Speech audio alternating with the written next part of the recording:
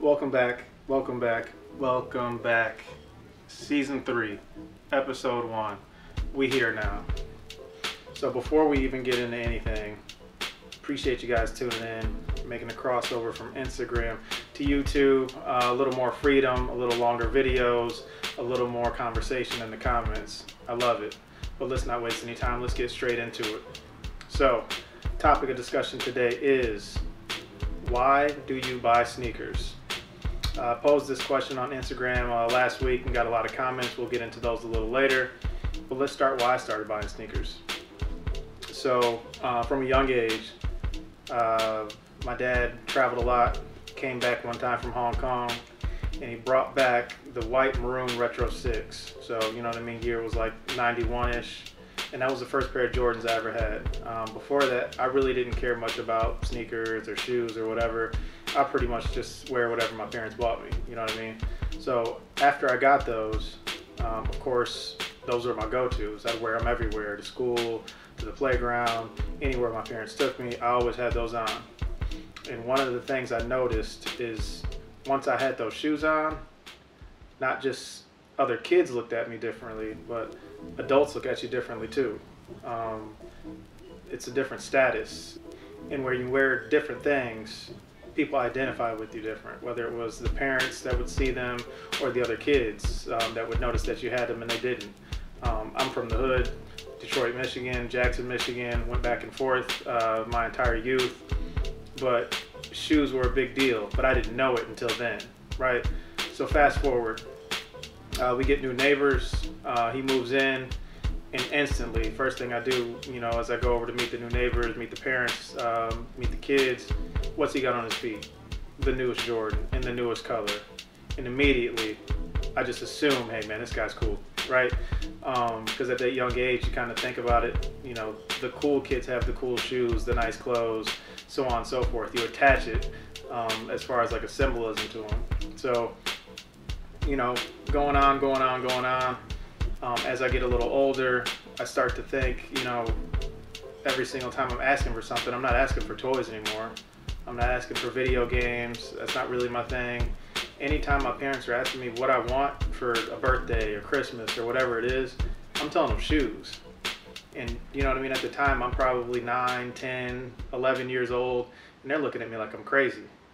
Like, you know, you don't want the new Super Nintendo, you don't want this, you know, whatever. No, I want the new Jordans. I want the new Pennies. I want the new Gary Paytons. I want whatever new shoe is coming out.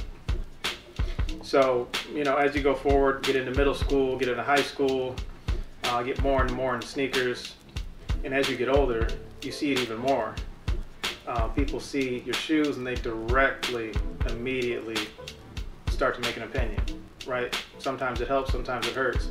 But at that young age, I already knew, hey, if I've got some nice shoes on my feet, something that's super clean, super fire, whatever it is, certain different people are going to attach you to it, right? So whether it was, you know, growing up watching all the dope boys had all the clean Air Maxes and the super fresh Jordans, whatever it is, and then wanting to be like that, wanting to aspire to be like them and have what they had, made me want to have those shoes too, right? So as I'm getting older, getting into high school, I'm wearing the freshest of everything because now I'm starting to get a little money, you know what I'm saying? So working part-time, after school, cutting grass, shoveling snow, whatever, I'm using every dollar I have to buy sneakers and stay ahead of everybody else. So I'm driving, get my license, going out of town, I'm on the message boards, Nike Talk, InStyle shoes, whatever form I can get to where, hey, I'm centralized here in Michigan.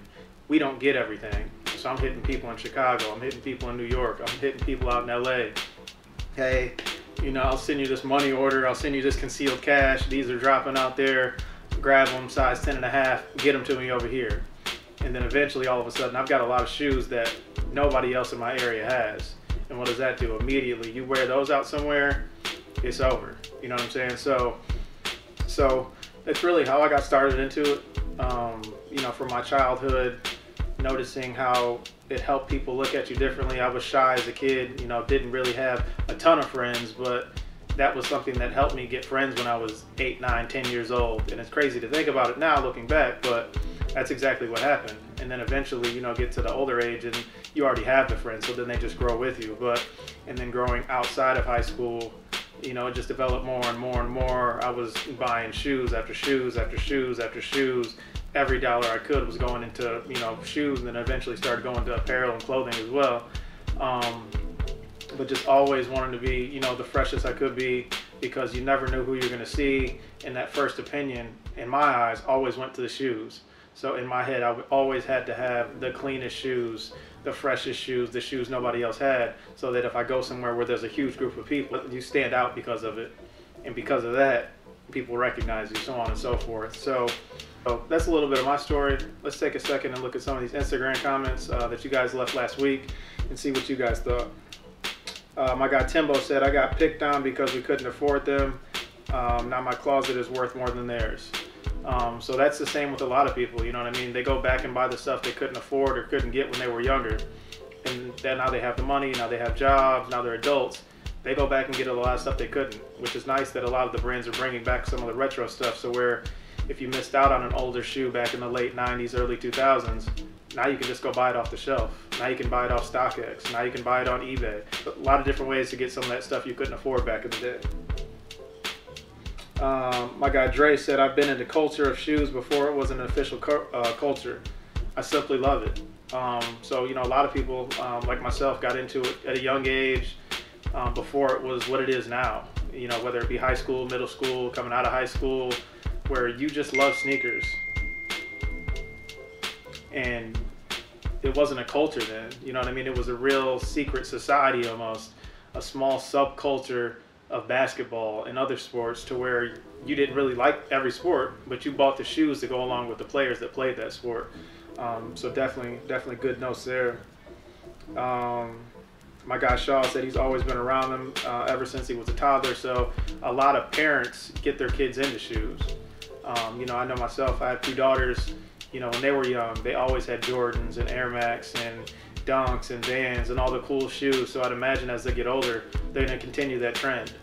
So a lot of times it's the parents that, hey, I couldn't have this stuff when I was growing up. I make sure when I have kids, I want them to have those things. My guy Twan out in Houston said, because it brings back childhood memories. So, you know, the same way sometimes a smell or a taste or something puts you back in a space, shoes do that for you too. Sometimes somebody walks by and it's got on something you haven't seen in 10, 15, 20 years, and it immediately takes you back to where you were when you first saw that shoe, right? So, you know, sometimes we just like that aesthetic, that history that those shoes bring, and we want to attach ourselves to that as well. So, tons of different reasons why we buy sneakers, but outside of what I think, how I got into sneakers, and then my Instagram following, how you guys got into sneakers, I'd like to hear from you too. Leave it in the comments. Why did you guys get into sneakers? Why do you buy sneakers?